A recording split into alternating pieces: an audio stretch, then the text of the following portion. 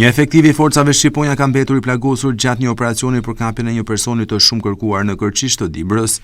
Sipas burimeve, ngjarja ka ndodhur në momentin kur forcat e policisë janë futur në një banesë trekatëshe për të arrestuar autorin e dyshuar.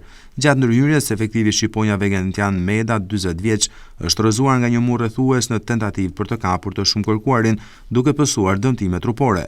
Efektivi i plagosur fillimisht ka marrë ndihmën e parë në spitalin e Peshkopis, ndërsa më pas është transportuar me helikopter drejt spitalit të Tiranës për mjekim më të specializuar.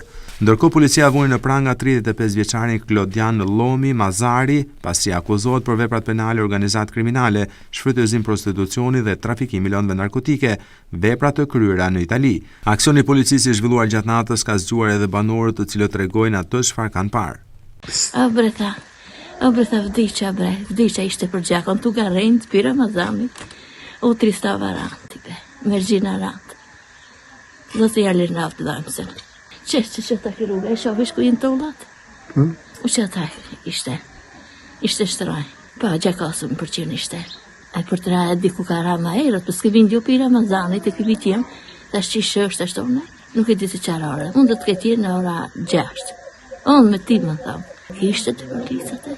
35 vjeçari ishte shpallur në kërkim pasi gjykata shqiptare ka njohur dënimin e gjykatës së apelit të Romës në Itali, ku ka për të vuajtur dënimin e mbetur prej 6 vite 7 muaj burg.